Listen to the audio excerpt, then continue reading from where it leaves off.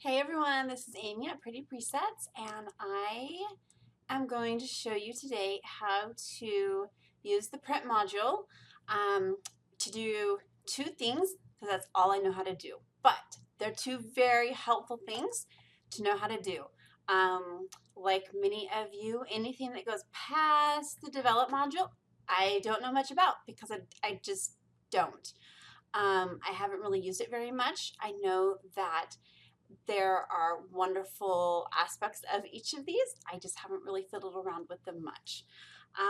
So what I am going to show you how to do is how to create and save a template that you can use when you want to be able to just drop a picture in, and I'll show you an example. So you want to be able to just drop a picture into this template right here, just boom, drop it in. You've already got your text right here. Save it and you're done. That's all you've got to do. So we are going to show you how to do that. What we're going to do is we're going to go here to um, custom package, and hold on because I want to show you how to do it like totally from scratch. So we are going to put one picture into there. I have a pretty picture of a flower. We were on vacation this last week, and you can see I did some pictures with we can use this one of my son. That'll be cuter because the flower was really pretty, but this is my son we're talking about. So we will go ahead and put this image in there. And then if we go over here, we're just going to kind of like click on these so you can see what these do. If you go, we don't need to like rotate to flip it or to fit it because it's already the right size. What I probably, let's see if I can at all. I would like to stretch it out just a little bit. There, that looks a little bit more even on the sides to me. Although I'm noticing that his face does not look as clear for some reason. So we're going to use this instead because it's a flower and it's clear. So we're going to go on photo border. And so what that will do is put a border around your photo. You can choose the width of that border, and then the border that it's talking about for the photo border is this width in here, because when you click on inner stroke, that's going to be a border actually around your photo. So to me, really, this should be called photo border, but that's my opinion. So the inner stroke is this line here that goes around your photo. I personally wouldn't do a stroke around the photo right there. So if you wanted to do more of a border around the image, which would be this white that would show up here, then you could do that, but I wouldn't. I would want to see the image as big as possible. So then we just go down here, and what you're going to do is click on identity plate. I think I have water or Dr. Pepper every time I do one of these.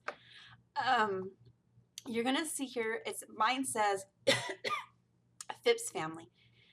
The reason that mine says that is because that's my last name, and I believe that's because that's who I have my Adobe account under, or who I have Lightroom under.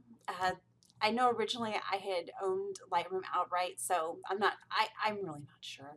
But what I am sure of is that we're going to change it, because I don't want to post that under an image. I want to post my business name, and I don't want that font. So there's a little triangle right here, and we're going to click on that triangle and go to edit. So right here we have our font section. And what I love about this is I now get to choose any font I want out of my fonts. So, and I love fonts. I purchase fonts. I I've spent money on them, so I have a ridiculous amount of fonts. And a lot of them, I've bought some fonts in bundles. So there's like some that I like, some that I love, and then there are fonts where I have bought just like one font at a time and paid pretty good money for it. So um, let's just we'll put Dasha with it. So that has changed my name, but you know what I realized? I didn't retype it. So let me type my business name, which is on the Phipps side, and we are going to now make it big. And I really like darker grays for things like this. So I'm going to press OK, and see, now we've got it right here. Perfect. I would not suggest using some cutesy font that you cannot read. I wouldn't suggest using something that goes all the way across. If you want ideas on how to use text correctly, I think a great place to go for some help with that is Pinterest. Like if you want to have ideas on how to properly place text, then go on there, because sometimes people will use like two different texts. Like they'll use like one right here and then they'll do one right here. Like they'll do their business name like on the Phipps side, and they'll do like a line, and then next to that they'll do www.onthephipsside.com. So that way people know what the business name is and they know where to find you on the web, which is great. So if you want to do something like that, make sure that when you're pairing your fonts together, that they're fonts that go well together, because you don't want to have clashing fonts, which is a real thing. So make sure that you're choosing complementary fonts, and a great way to learn how to do that is just go on to Pinterest and do some searches for using fonts together, and you'll find all kinds of boards on teaching you how to do that. So, okay, so we've got this right here, and then what you can do is you can lower the opacity. You can keep it at 100. I probably would just keep it at 100 because I had the choice when I was choosing the color if I wanted it like, the light gray, or if I wanted it to go all the way down to the black. So I'm fine keeping it right there. Scale is where you're going to make it bigger or small. Obviously, you don't want it that small. And I'm fine with about that size right there. It's a readable size, and I'm not going to get any of my loop-de-loos cut off right here. So if you don't have any loop-de-loos in your name or in your font, then you might be able to make it a little bit bigger, but I wouldn't suggest making it too much bigger than right here, because you want your photos to be, or your focus to be, your photo right here. So then you go down here, it's a JPEG file, print to JPEG file, or printer. We're going to keep it at JPEG file. The resolution I'm going to change to 72, because I will print it, or I will post this photo when in the thread that originally started this conversation. Print sharpening, again, I never choose print sharpening on output because I sharpen my photos. So for me, I wouldn't choose that. But that's me, and that's how I do things. If you're going to do it because I'm doing it, then know why you're doing it. If you don't understand why, then ask or make sure that what you're doing is working for you.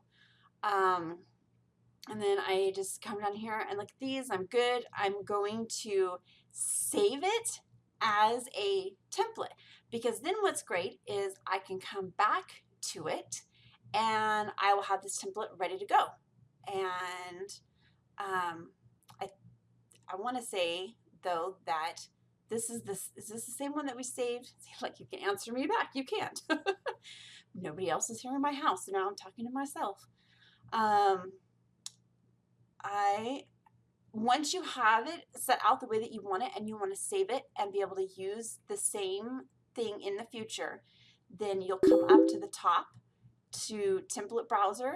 And this is the top. We're still in the print module. Okay, we never go out of the print module for this.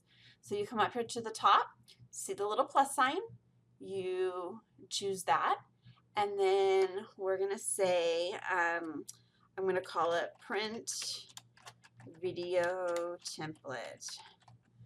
Okay, and it's gonna go in user templates, create. Now watch this. And then we're gonna go down here, print video template. It's been created, bam. Okay, so now we will go up and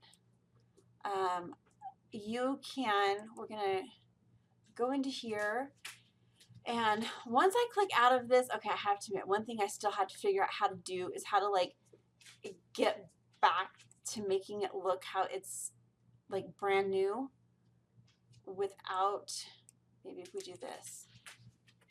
Yeah, I think that's it. Okay, so we'll do this. Okay, so we've created this at 5x7. So what we're actually going to do here is we are going to come over here. Okay, sorry, you all have to wait just a second. I have to let my dog outside, and I'm the only one at home right now. So hold on a second.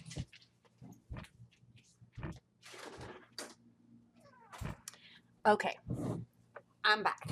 So and that doesn't really look right.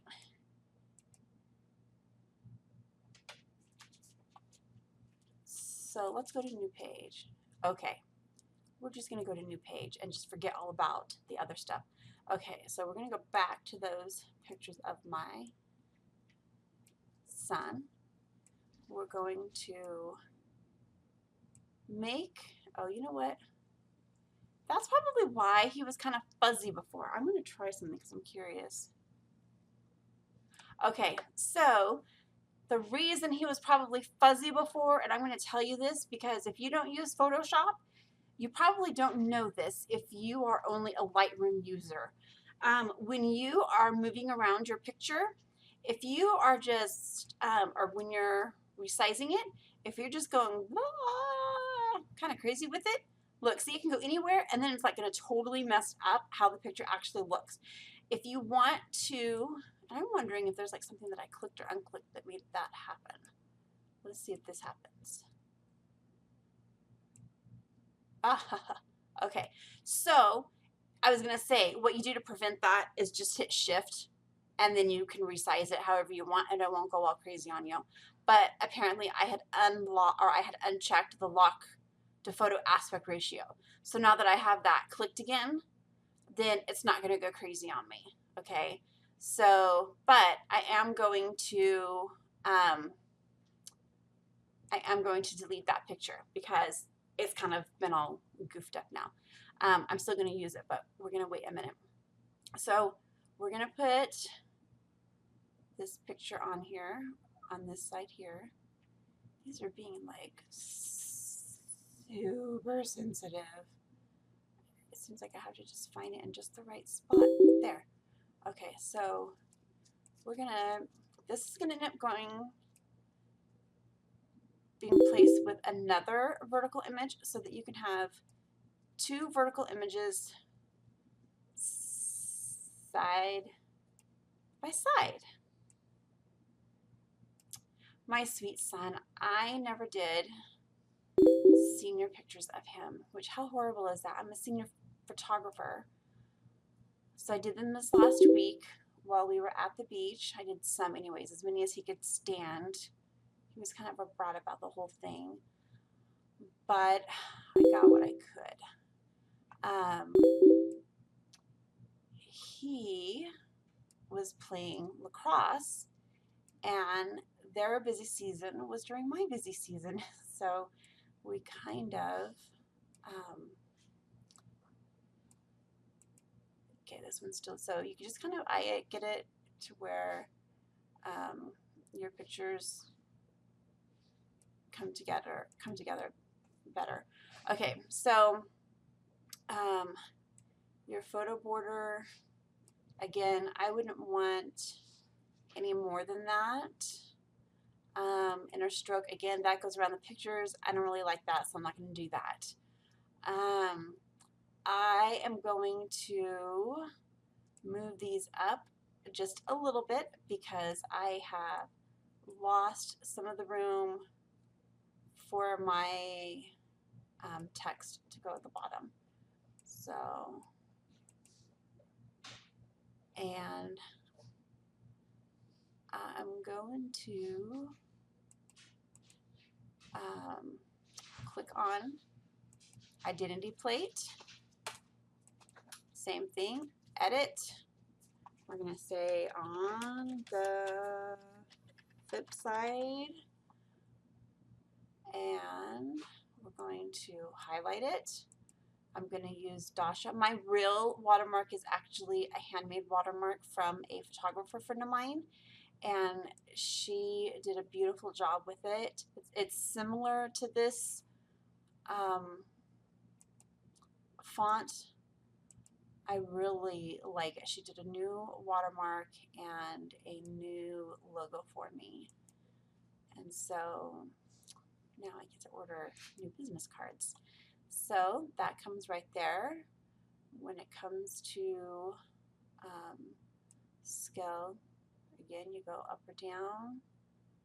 Make it just a little bit smaller. Move these up again just a little bit. And I could probably fiddle around with it some more by increasing or decreasing the size of the photos, but I think you get the gist of it. So again, we are going to go in here and we're going to save this, and we're going to put vertical edit and create. Okay, so now that's all there. So let's go back down to the vertical edit, and we're going to see, now these are just, they're there waiting for you. So you just can take your photo, plop it in, take another photo, these ones are not edited, and plop that one in, bam, you're done. That's it. That's all you have to do.